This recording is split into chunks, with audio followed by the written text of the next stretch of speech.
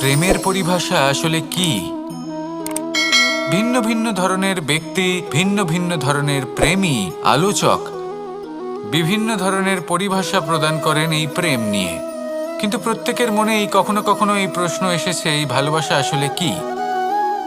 নিজের প্রিয়তমকে জয় করাই কি প্রেম? চার হাত এক হয়ে যাবার নামই কি প্রেম? নিজের আবেগ ব্যক্ত করাই কি ভালোবাসা? না, প্রেমের অর্থ কাউকে লাভ করা নয়, বরং তার মাঝে বিলীন হয়ে যাওয়া। যদি কারোর হাত ধরে থাকি, তাহলে আজীবন তার সাথে পথ চলা হলো প্রেম।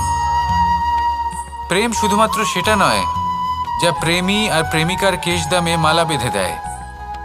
মাতা পিতার জন্য দিনরাত পরিশ্রম করা, নিজের পরিবারের জন্য দিনরাত পরিশ্রম করা, সেটাও প্রেম। নিজের বন্ধুদের জন্য, আপনজনের জন্য সবকিছু উজাড় করে দেওয়ার নাম হলো ভালোবাসা। নিজের মাতৃভূমির জন্য সাহসের সাথে লড়াই করা এবং আনন্দে নিজের জীবন ত্যাগ করে দেওয়াও কিন্তু প্রেমের নামান্তর। সেই জন্য যারা বুদ্ধিমান ব্যক্তি, তারা কখনো প্রেমের পরিভাষা খুঁজতে চান না, কারণ তারা জানেন যে এই প্রেম কতটা বিশাল। তারা জানেন যে এই প্রেম হলো এক বিশাল সাগর, যাকে নিজের মুঠোয় ধরে রাখা যায় না। সেই জন্য এই প্রেমের সাগরে ডুবে যান এবং সকলকে ভালোবাসতে শিখুন। যদি সবাইকে ভালোবাসতে পারেন, তাহলে তাদেরও কল্যাণ হবে যারা আপনাকে ভালোবাসে, তাদেরও কল্যাণ হবে যাদেরকে আপনি ভালোবাসেন, আর আপনারও কল্যাণ হবে। আর তখন এই মন ভালোবেসে বলবে, রাধা রাধা।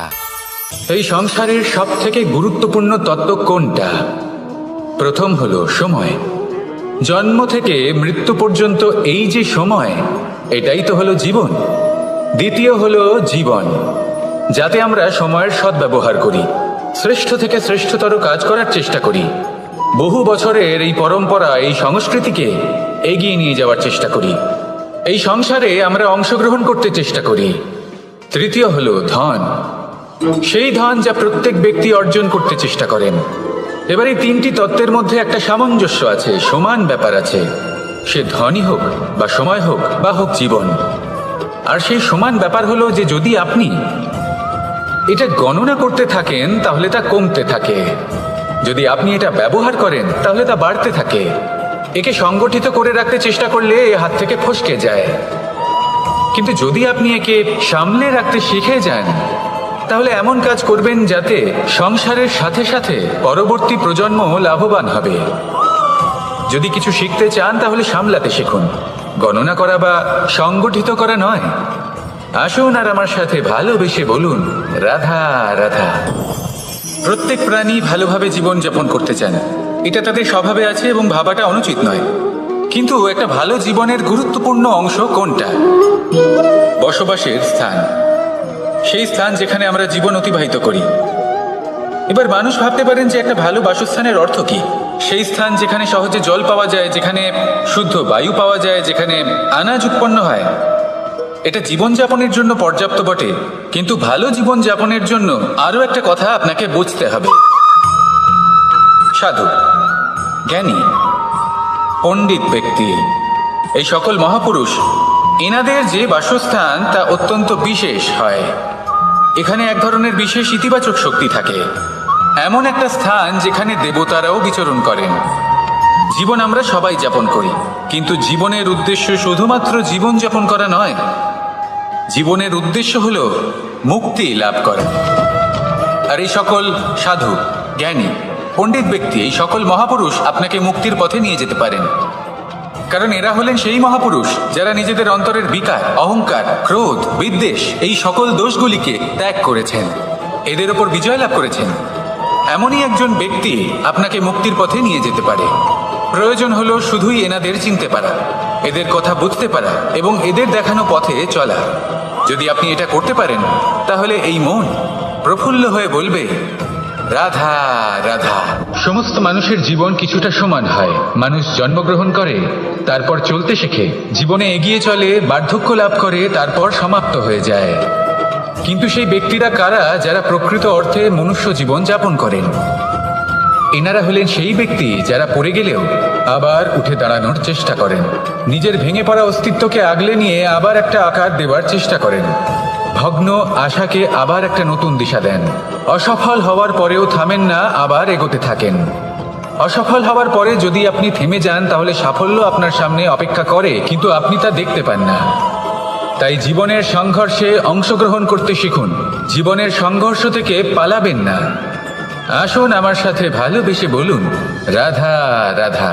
এই বৃহৎ বৃক্ষকে দেখুন, অত্যন্ত শক্তিশালী বৃক্ষ। এটা সবারই প্রিয়, তা সে ছোট হোক বা বড়, বৃদ্ধ হোক বা জোয়ান, সবাই ভালোবাসে এই বৃক্ষকে।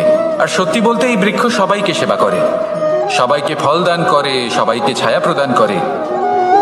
দূর থেকে দেখে মনে হয় এর কোনো পরিচর্যার প্রয়োজনই নেই, কিন্তু একজন কুশল মালী এইভাবে ভাবেন না। তিনি সময় অন্তরে খুব খুঁটিয়ে এই গাছ নিরীক্ষণ করেন, দেখতে থাকেন। যদি কোনো এমন শাখা থাকে যা রোগগ্রস্ত, তাহলে সেটা কেটে আলাদা করে দেন। যদি এমন কোনো শাখা থাকে যা মৃত, তাহলে সেটা আলাদা করে দেন। আর এইভাবে উপযুক্ত দেখাশোনা করার কারণেই এই বৃক্ষ এইভাবে সুস্থ হয়ে থাকে, সতেজ হয়ে থাকে, সবার সেবা করতে থাকে। আপনাকেও নিজের সাথে সেটাই করতে হবে। নিজের জন্য আপনাকে একজন কুশল মালী হয়ে উঠতে হবে, রক্ষা করতে হবে নিজের শরীরের, নিজের মনের।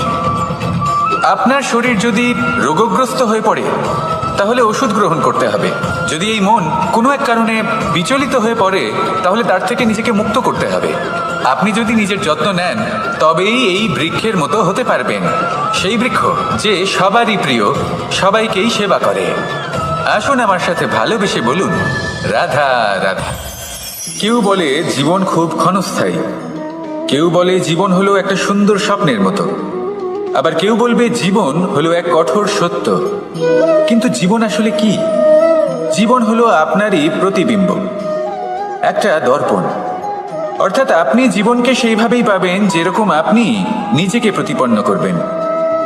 যদি আপনি দর্পণের দিকে তাকিয়ে হাসেন, তাহলে আপনি সামনে হাসিমুখী দেখতে পাবেন। এবার যদি আপনি গম্ভীর হয়ে থাকেন, তাহলে আপনি একজন রুষ্ট ব্যক্তি দেখতে পাবেন। শেষে সব থেকে বেশি গুরুত্বপূর্ণ হলো আপনার চেষ্টা। আপনাকে সবসময় চেষ্টা করতে হবে যাতে আপনি নিজেকে প্রসন্ন এবং ইতিবাচক মনোভাবে রাখেন। এটা হলো আপনারই উত্তরদায়িত্ব, তাকে পালন করুন। এই মনকে প্রসন্ন রাখুন, এই সংসারকে সুন্দর বলে মনে হবে। আর এই মন প্রসন্ন হয়ে বলবে, রাধা রাধা। ঘৃণা, প্রেম, রেগে যাওয়া, মান ভাঙানো, ভুলে যাওয়া, এই সকল অনুভূতি মানুষের জীবনে অত্যন্ত গুরুত্বপূর্ণ। মানুষের এই অনুভূতিগুলো না থাকলে মানুষ একটা যন্ত্রের থেকে বেশি আর কিচ্ছু না। কিন্তু এই অনুভূতি আপনি ভুল দিকে চালিত করলে এরাও আপনাকে আর মানুষের মতো বাঁচতে দেবে না। যদি ঘৃণার কথা বলেন, যদি আপনি কোনো ব্যক্তিকে ঘৃণা করেন, সেটা কেন? ব্যক্তিকে ঘৃণা করবেন কেন? ঘৃণা করুন তার স্বভাবগুলিকে, সেই স্বভাবগুলিকে যা সেই ব্যক্তিকে অপ্রিয় করে তুলছে। কারণ স্বভাব পাল্টানো যায়। সেইভাবেই রাগ করুন, কিন্তু তাদের কথায়, তাদের ওপরে নয়। কারণ কথা বদলে দেওয়া সম্ভব। ভুলতে হলে ভুলুন তাদের ত্রুটি, তাদের নয়। কারণ ভুল অবশ্যই শুধরে নেওয়া যায়। প্রেম করুন, তবে তাদের আত্মার সাথে, তাদের অনুভূতির সাথে, শরীরের সাথে নয়। কারণ শরীর হলো নশ্বর। বলুন, কিন্তু খারাপ ভাবে নয়, ভালোবেসে। রাধা রাধা। আমরা সকলে শক্তি অনুভব করতে চাই।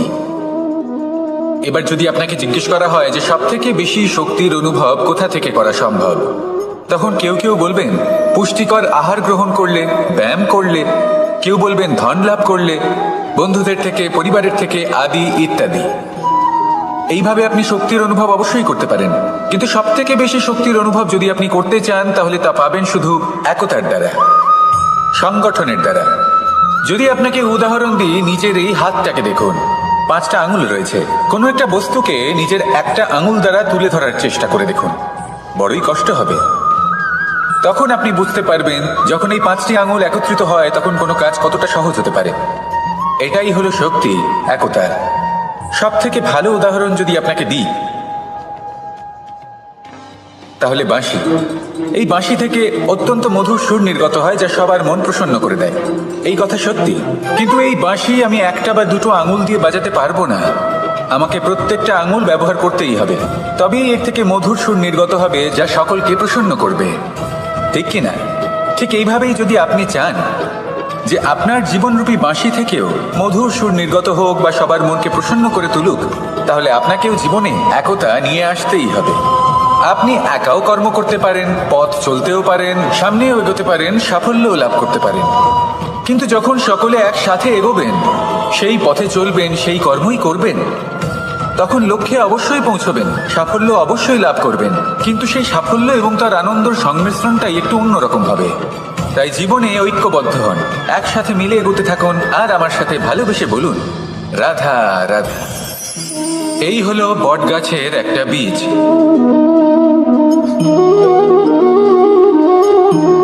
চলুন এটা রোপণ করা যাক, একটু জল দেওয়া যাক। এবার করতে পারেনি, তাই অসফল হওয়ার সাথে সাথে কুখ্যাতিরও ভাগীদার হয়ে যায় সে। দ্বিতীয় পথ হলো পরিবর্তন। যদি আপনি সেই পর্বত ভাঙার পরিবর্তে তাতে সোপান তৈরি করেন,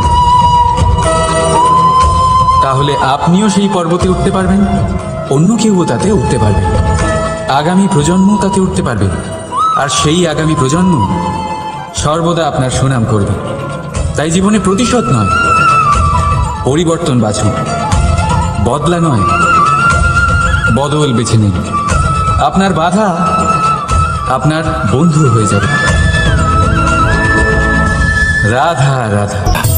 এই সংসারের সব থেকে গুরুত্বপূর্ণ তত্ত্ব কোনটা? প্রথম হলো সময়। জন্ম থেকে মৃত্যু পর্যন্ত এই যে সময়, এটাই তো হলো জীবন। দ্বিতীয় হলো জীবন, যাতে আমরা সময়ের সদ্ব্যবহার করি, শ্রেষ্ঠ থেকে শ্রেষ্ঠতর কাজ করার চেষ্টা করি, বহু বছরের এই পরম্পরা, এই সংস্কৃতিকে এগিয়ে নিয়ে যাওয়ার চেষ্টা করি, এই সংসারে আমরা অংশগ্রহণ করতে চেষ্টা করি। তৃতীয় হলো ধন, সেই ধন যা প্রত্যেক ব্যক্তি অর্জন করতে চেষ্টা করেন। এবার এই তিনটি তত্ত্বের মধ্যে একটা সামঞ্জস্য আছে, সমান ব্যাপার আছে, সে ধনই হোক বা সময় হোক বা হোক জীবন। আর সেই সমান ব্যাপার হলো যে যদি আপনি এটা গণনা করতে থাকেন তাহলে তা কমতে থাকে, যদি আপনি এটা ব্যবহার করেন তাহলে তা বাড়তে থাকে। একে সংগঠিত করে রাখতে চেষ্টা করলে এ হাত থেকে ফসকে যায়, কিন্তু যদি আপনি একে সামলে রাখতে শিখে যান, তাহলে এমন কাজ করবেন যাতে সংসারের সাথে সাথে পরবর্তী প্রজন্ম লাভবান হবে। যদি কিছু শিখতে চান তাহলে সামলাতে শিখুন, গণনা করা বা সংগঠিত করা নয়। আসুন আর আমার সাথে ভালোবেসে বলুন, রাধা রাধা। মানুষ, এই শব্দের সূচনা হয় মন থেকে, আর সেই জন্যই হয়তো আমাদের এই মন এতটা গুরুত্বপূর্ণ। এবারে দেখুন না, আমাদের মনই সবকিছু চালনা করে। মনই সেই যে কল্পনা করে, মনই সেই যা কল্পনাকে বাস্তবে পরিণত করার জন্য পরিশ্রম করতে আমাদের প্রেরণা যোগায়। মনই সেই যা লোভের জালে জড়িয়ে পড়ে। মনই সেই যা অভিমানের পর্দা দিয়ে ঢেকে যায়। আর এই মনই সেই যা আপনাকে বিনাশের দিকে টেনে নিয়ে যেতে পারে। কিন্তু যদি তা পরোপকার করার ইন্ধন পায়, তাহলে এমন কোনো মহান কাজ নেই যা আপনি করতে পারবেন না। কিন্তু এই মন কি? এটা বোঝানো যায় দুটো শব্দের মাধ্যমে, দুটো সহজ শব্দ। প্রথম, একজন কুশল সেবক। দ্বিতীয়, একজন সংকটপ্রবণ মালিক। যদি আপনার এই মন আপনার নিয়ন্ত্রণে থাকে, তাহলে সে হলো আপনার সেবক। তাই আপনার অস্তিত্ব আছে। কিন্তু যদি আপনার মন আপনার কর্মের ওপরে নিয়ন্ত্রণ করে, তাহলে এই মন আপনার মালিক। আর তখন আপনার বিনাশ নিশ্চিত। তাই নিজের এই মনকে নিয়ন্ত্রণে রাখুন, কিন্তু ভালোবেসে। আসুন আমার সাথে আনন্দে বলুন, রাধা রাধা। এই সূঁচ দেখতে পাচ্ছেন আপনি? এটা শুদ্ধ লোহা দিয়ে তৈরি, বস্ত্র সেলাই করার কাজে লাগে, অস্ত্রোপচারে কাজে লাগে। কিন্তু আপনি কি কখনো ভেবে দেখেছেন এই সূঁচ কিভাবে তৈরি হয়? লোহার এক বড় অংশকে পিটিয়ে পিটিয়ে টেনে টেনে তাকে পাতলা বানানো হয়। এরপরেই আমরা পেয়ে থাকি সূঁচ। ভাবুন, যদি লোহার টুকরোতে অনর্গল প্রহার করার ফলে একটা লোহার টুকরো সূঁচে পরিণত হয়, তাহলে আমাদের জীবনে অনর্গল চেষ্টা করার ফলে জীবনের সমস্ত অংশকে আমরা কত প্রভাবশালী কাজে পরিণত করতে পারি। শুধু প্রয়োজন দৃঢ় নিশ্চয়তা। তাহলে আসুন আমার সাথে ভালোবেসে বলুন, রাধা রাধা। বিশ্বাস, জীবনে বিশ্বাস কতটা গুরুত্বপূর্ণ। একজন স্ত্রী তার স্বামীর হাত ধরে যে কোনো জায়গায় যেতে পারেন, এর কারণ হলো বিশ্বাস। তার নিজের স্বামীর ওপরে বিশ্বাস আছে। যখন একজন মা তার ছোট বাচ্চাকে কোলে তুলে হাওয়ায় ওঠায়, তখন সেই বাচ্চা ভয়ভীত হয়ে যায় না। তার কারণ হলো বিশ্বাস।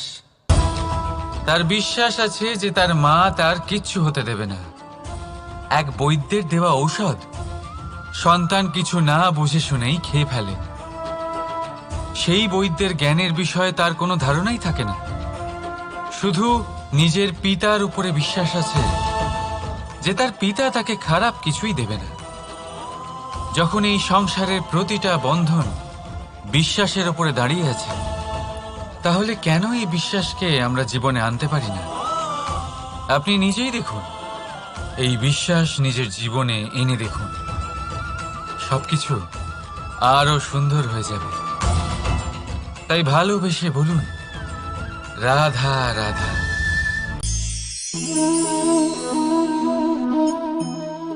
অহংকার, এই শব্দটা সবাই শুনেছেন।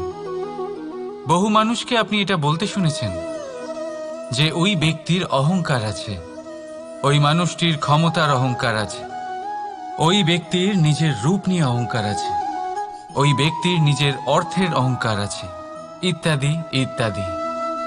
কিন্তু এই অহংকার, এর অস্তিত্ব হয় কি করে? এবারে একবার এই হাতটা দেখুন।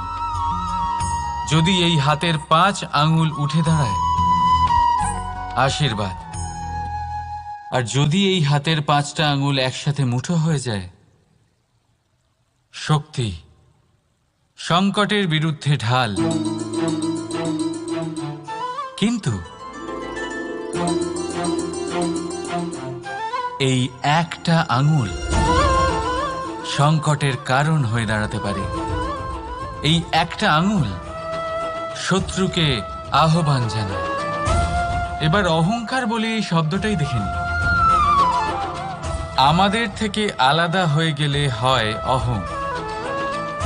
অহং অর্থাৎ ব্যক্তির মনে হয় যে সে আপনদের থেকে, নিজের বন্ধুদের এবং সঙ্গীদের থেকে, নিজের পরিবারের থেকে অনেক উপরে, অনেক শ্রেষ্ঠতর সে। কিন্তু মনে রাখবেন, এই অহংকার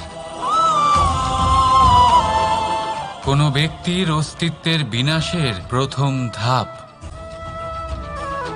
তাই ঝেড়ে ফেলে দিন এই অহংকারকে, আর বিশ্বাস করুন আমাদের ওপর, কারণ তখনই আপনি শান্তি পাবেন।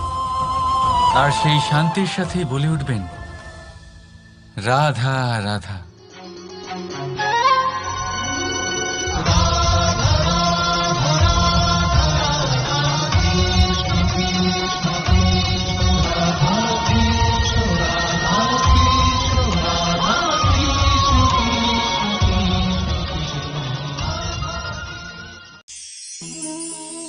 জীবনে আপনি এরকম মানুষও দেখবেন যারা এটা বলে, ভাবে, নিজেকেও বলে যে উনি সেই এমন ব্যক্তি যার মতো আমি হতে চাই।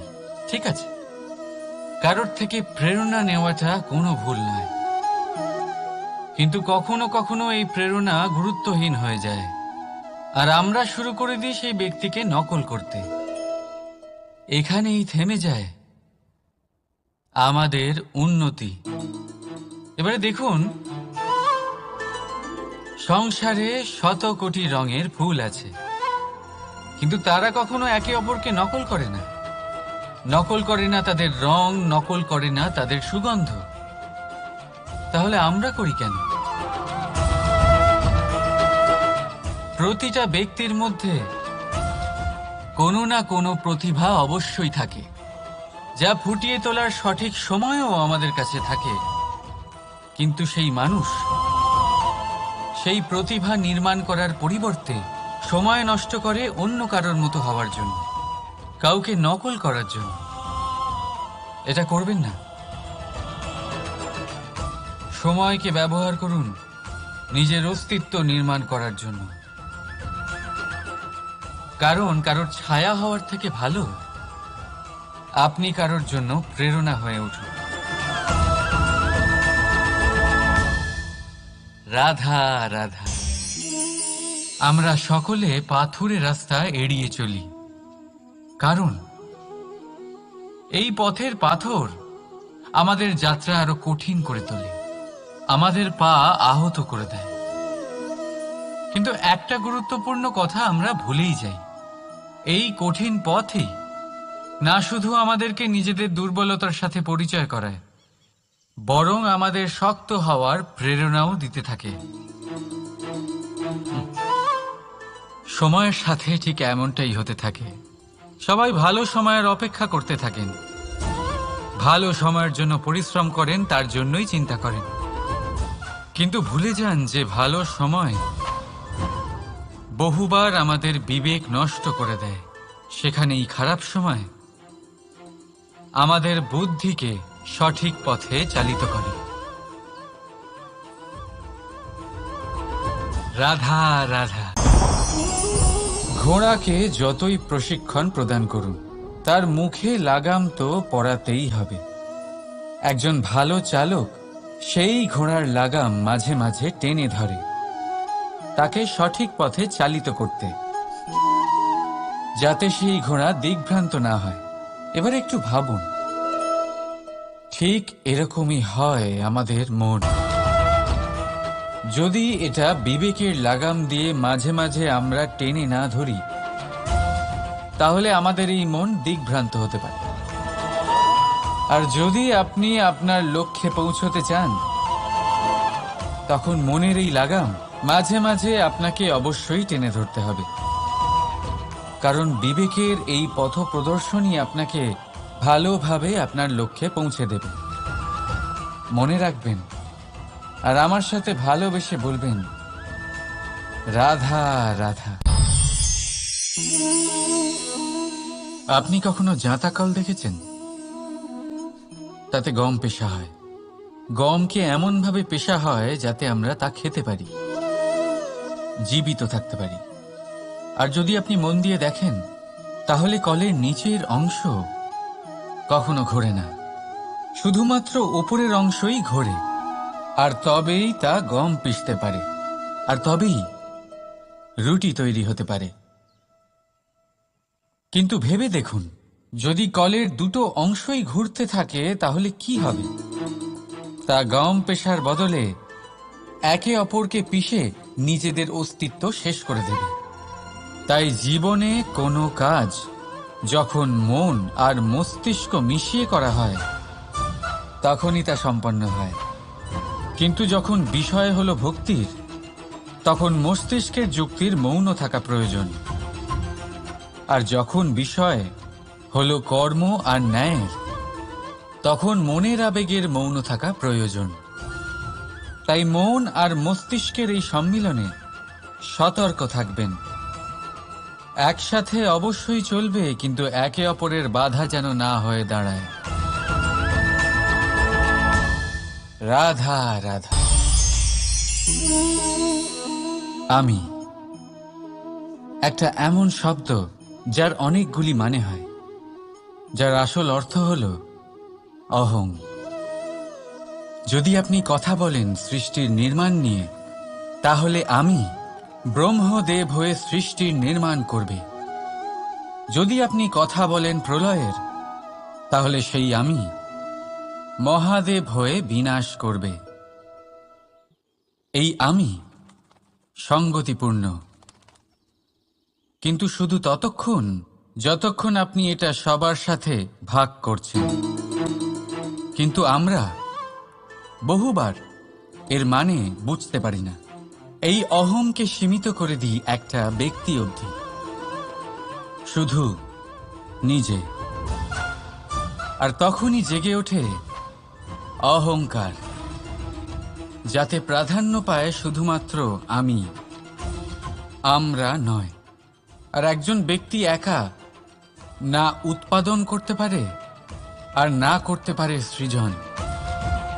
এবারে দেখুন, বৃষ্টির এক ফোঁটা, তারও অস্তিত্ব আছে, কিন্তু তা ধরিত্রীতে পড়লেই সমাপ্ত হয়ে যায়।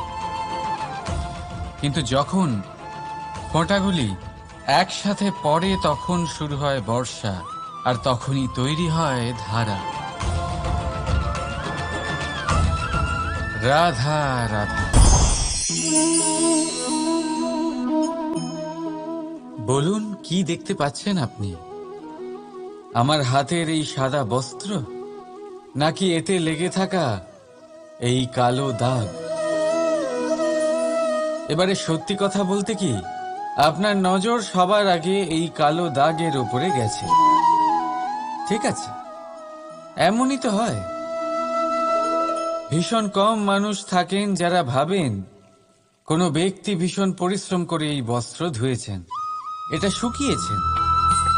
বেশিরভাগ মানুষের নজর যায় এই দাগের উপরে, ভাবেন যে এটা কি করে লাগলো। কিছুটা এরকমই হয় আমাদের ব্যক্তিত্বের সাথে। আমাদের শুভ কর্মের উপরে আমাদের একটা খারাপ কর্ম ভারী মনে হয়। এবারে ভাবুন, যদি আমি চন্দ্রের কথা বলি, তাহলে তার শীতল আলো দেখার পূর্বে তার কলঙ্ক লক্ষ্য করেন, সেই চাঁদে লেগে থাকা কালো দাগ দেখে নেন। সেই জন্যই বিশেষ করে যারা শুধুমাত্র শুভ চিন্তা করেন আর উপকারী কর্ম যারা করেন, তাদের আমি বলবো সাবধানে থাকবেন। কারণ আপনার একটা খারাপ কর্ম চিরকালের জন্য উদাহরণ হয়ে দাঁড়াবে। রাধা রাধা। পরীক্ষা এমন একটা শব্দ যেটা শুনে সংসারের বেশিরভাগ মানুষই ভয়ভীত হয়ে পড়েন। কারণটা কি? অসফলতার ভয়। পরীক্ষা এই শব্দের যদি আমি অন্য দিকটা দেখাই, তার তাৎপর্য এই নয় যে আপনার দুর্বলতা সবার সামনে তুলে ধরবে। এটা তো হলো সেই যুক্তি যা আপনার বল, সাহস, শক্তিগুলি সবার সম্মুখে তুলে ধরবে। আগে হ্যাঁ, এটাই হলো সেই যুক্তি। আপনি নিজেই কখনো দেখবেন পরীক্ষার সময় আপনার অন্তরের অনেক গুণ বাইরে বেরিয়ে আসে। এমন কোনো শক্তির উদ্ভব হয় যার বিষয়ে আপনি নিজেও জানতেন না, ঠিক কিনা? তাই এই পরীক্ষাকে কখনো ভয় পাবেন না। বিশ্বাসের সাথে নির্ভীক হয়ে এটার সম্মুখীন হন। দিনের শেষে এই পরীক্ষা শুধুই আপনাকে উজ্জ্বল করবে, আপনাকে আরো শ্রেষ্ঠ করে তুলবে। তাহলে আসুন আমার সাথে ভালোবেসে বলুন, রাধা রাধা। আমরা সব সময় চাই যে এই সংসার আমাদের জ্ঞানী বলবে, বুদ্ধিমান বলবে, বুঝদার বলবে, কিন্তু মূর্খ যেন কেউ না বলে। মূর্খ শব্দটা আমরা কেউ শুনতে চাই না, দূরে পালাতে থাকি। কিন্তু একটা সত্যি সবার কাছে অজানা, যে মূর্খ হওয়া হলো বুদ্ধিমান হওয়ার দিকে সর্বপ্রথম পদক্ষেপ। আপনি যত খুশি দিগ্গজ জ্ঞানী মানুষদের সাথে আলাপ করুন, যত ইচ্ছে কথা বলুন, যতই জ্ঞানের কথা আলোচনা করুন, অভিজ্ঞতা মূর্খ হবার পরেই পাওয়া যায়, তাই নয় কি? মূর্খ হবার পরে আপনি এটা বুঝতে পারবেন যে কি করা উচিত নয়। জ্ঞানী ব্যক্তি আপনাকে এটা বলবেন যে কি করা উচিত। আর এই সংসারে কি করা উচিত তার থেকেও অনেক বড় জ্ঞান হলো কি করা উচিত নয়। সেই জন্য সব সময় মনে রাখবেন, আপনার করা কিছু ভুল, আপনাকে যদি কেউ মূর্খ বানিয়ে থাকে, ছল চাতুরি করে থাকে, তাহলে কোনো ব্যাপার নয়। এটা শেষ পর্যন্ত আপনাকে আরো বুদ্ধিমান করে তুলবে। এই মুহূর্তে ধন্যাত্মক থাকুন। এই সংসার আপনাকে অবশ্যই জ্ঞানী বলবে। রাধা রাধা। আপনি কি কখনো একজন মালিকে একটা বাগানের যত্ন নিতে দেখেছেন? যদি কখনো একটা গাছে উই ধরে যায়, মালি তখন শুধু সেই গাছের নয়, সমস্ত বাগানের চিকিৎসা করায়। আপনারা হয়তো বলবেন, এ কেমন মূর্খতা? যখন উই একটা গাছে লেগেছে, সমস্ত বাগানের চিকিৎসা কেন করাতে হবে? এ তো অযথা পরিশ্রম করা। কিন্তু মালি খুব ভালো করে জানে যে উই হয়তো একটা গাছে লেগেছে, কিন্তু তা সমস্ত বাগানকে নাশ করে দিতে পারে। এবার মালির এই শিক্ষা, এই জ্ঞান অন্য অনেক জায়গাতে প্রযোজ্য। এই সংসারে আমরা শুধুমাত্র নিজের পরিবারের কথাই চিন্তা করি, তাদের যত্ন নিই, চেষ্টা করি যেন তারা ভালো থাকেন, সুখে থাকেন। আর সেই সময় এই সমাজের কিছু বিরোধী মনোভাব এই সমাজকে গ্রাস করে ফেলে, এই সমাজকে নষ্ট করে ফেলে। কিন্তু আমাদের নজর শুধু আমাদের পরিবারে থাকে। সেই জন্য যখন কথা ওঠে রাষ্ট্রের, দেশের, তখন তার জন্য সিদ্ধান্ত নিতে হবে, তখন তার জন্য ত্যাগ করতে হবে। আর মনে রাখবেন, যে সমস্যায় আসুক তার সমাধান পূর্ণরূপে বাঞ্ছনীয়। এই সংসারে প্রত্যেক ব্যক্তি যদি নিজের পরিবারেরও খেয়াল রাখেন এবং সমাজেরও খেয়াল রাখেন এবং সঠিকভাবে এই দেশেরও খেয়াল রাখেন, তবেই এই দেশ সম্পন্ন হতে পারবে। তাহলে আপনিও সেই প্রয়াস করুন আর আমার সাথে ভালোবেসে বলুন, রাধা রাধা। ভগবান আর ভুল, এই দুই একই অক্ষর দিয়ে শুরু হয়। শুধু তাই নয়, এদের দুজনের রাশিও সমান। এবারে আপনারা বলবেন যে ভগবান, ভুল, এদের মধ্যে কিভাবে মিল থাকতে পারে? অনেক বড় মিল আছে। না শুধু এ এক অক্ষর দিয়ে শুরু হয়, বরং এদের বিজয় মন্ত্রটাও এক। ভগবানকে মানুন, তাকে বিশ্বাস করুন, তাকে স্বীকার করুন। এটা করলে মনের দৃষ্টি থেকে ভগবানকে দেখা যায় আর উনি আপনাকে সমৃদ্ধ করে তোলেন। ভুলের সাথেও এটাই ঘটে। নিজের ভুল স্বয়ং মেনে নিলে, স্বীকার করে নিলে, সব কিছুই স্পষ্টভাবে দেখতে পাবেন। যেদিন থেকে আপনি নিজের ভুল মেনে নিতে শিখবেন, সেদিন থেকে সেই ভুল শোধরানোর প্রক্রিয়াও শুরু হয়ে যাবে। আপনি বুঝে যাবেন নিজের ভুল কিভাবে শোধরাতে হয়। তাই মনে রাখবেন, নিজেকে শ্রেষ্ঠ করে তোলার জন্য নিজের ভুল স্বীকার করা অত্যন্ত প্রয়োজনীয়। এই জীবনে শান্তি আনার জন্য ঈশ্বরকে মেনে নেওয়াও অত্যন্ত প্রয়োজনীয়। সবসময় নিজের গুণ এবং নিজের দোষ মনে রাখবেন। আজীবন সুখী থাকবেন। রাধা রাধা। কথায় বলা হয়, জীবনে ভালোবাসাই হলো সুখের মূল। এটা সত্য। এবার প্রশ্ন হলো এটাই যে এই ভালোবাসা কার সাথে করা উচিত? যদি আপনি কিছুক্ষণের জন্য সুখ পেতে চান, তাহলে ভালোবাসুন নিজের রুচি মতো। যদি আপনি কিছুদিনের জন্য সুখ পেতে চান, ভালোবাসুন নিজের বন্ধুদের। যদি আপনি কয়েক মাসের জন্য, কয়েক বছর বা অনেক বছরের জন্য সুখী হতে চান, তাহলে ভালোবাসুন নিজের পরিবারকে, মাতা পিতা, নিজের সন্তান, স্বামী স্ত্রী, নিজের আত্মীয়দের। কিন্তু যদি আপনি চিরকালের জন্য সুখী হতে চান, তাহলে ভালোবাসতে হবে শুধু নিজের কর্মগুলিকে। কারণ সম্পর্ক যেমনই হোক না কেন, কখনো না কখনো ভেঙে যাবেই। এই সংসার হলো এমনই যে যাদের সঙ্গ আমরা পাই, তাদের সঙ্গ একদিন ত্যাগ করতে হয়। শুধু কর্মই হলো এমন এক সঙ্গ যা কখনো আপনাকে ত্যাগ করবে না। আপনার মৃত্যুর পরেও এই কর্ম আপনাকে বাঁচিয়ে রাখবে। তাই সবসময় মনে রাখবেন, এই কর্ম ধর্ম মনে করে পালন করা উচিত। জীবনের শেষ মুহূর্ত পর্যন্ত কর্মকে ভালোবাসুন। জীবনের শেষ মুহূর্ত পর্যন্ত সুখে থাকবেন। আর আমি তো সবসময় বলি, শুধু কর্ম করতে থাকো, ফলের চিন্তা করো না। তাহলে আসুন আর আমার সাথে ভালোবেসে বলুন, রাধা রাধা। দ্বিধাবোধ। অনেক সময় আমরা জীবনে সেই বাঁকে এসে পৌঁছই যেখানে আমরা বুঝতেই পারি না যে এবার কোন দিক নির্বাচন করা উচিত। কখনো এদিকে যাওয়া উচিত মনে হয়, কখনো ওদিকে যাওয়া উচিত মনে হয়, কখনো দুদিকেই যাওয়া প্রয়োজনীয় বলে মনে হয়, কিন্তু তা তো সম্ভব নয়। কখনো কখনো এটা মনে হয় যে এখানেই থেমে যাওয়া ভালো, কোথাও না যাওয়াই শ্রেয়। এবার একেই তো দ্বিধাবোধ বলে। সংসারে এমন কোনো দ্বিধা নেই যার সমাধান সম্ভব নয়। এই দ্বিধাবোধ স্বাভাবিক। আর আপনার এই দ্বিধাকে আমি একটু সরল করে দিই। দ্বিধাগ্রস্ত হয়ে নির্বাচন করলে তখন এটা মাথায় নিয়ে করবেন যে আপনার এই নির্বাচনের ফলে এই সংসারের ওপর, এই সমাজের ওপর কি প্রভাব পড়তে পারে। নিজের লাভ ক্ষতির বিষয়ে ভাবা ছেড়ে দিন আর কর্ম করুন সংসারের মঙ্গলের জন্য, আগামী প্রজন্মের মঙ্গলের জন্য। ভাবুন আপনার এই নির্বাচনের জন্য কিভাবে তাদের জীবনের উদ্ধার সম্ভব। কারণ এই ভাবনাই হলো উচিত ভাবনা।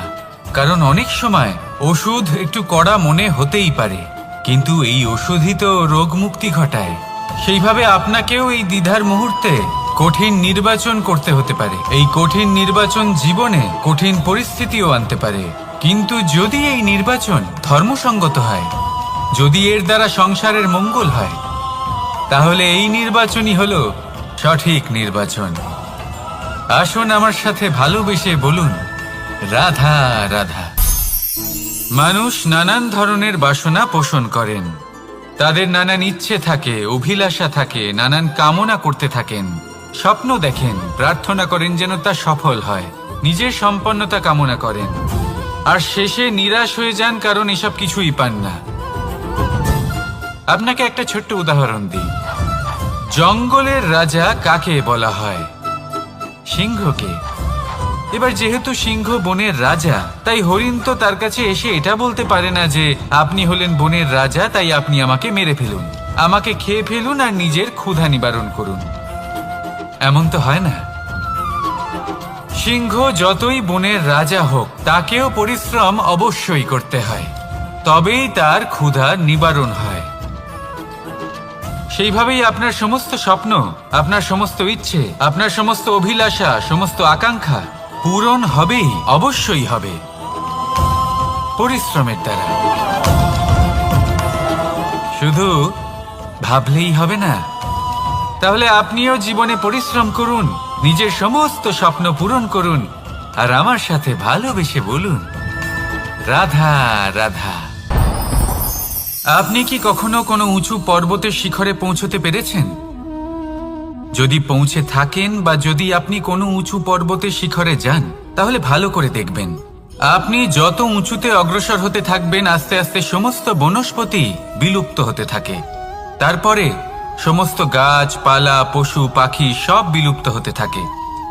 শেষ পর্যন্ত সেই শিখরে থেকে যায় শুধুমাত্র শান্তি, নীরবতা। আমাদের মানুষের সাথেও এটাই হয়।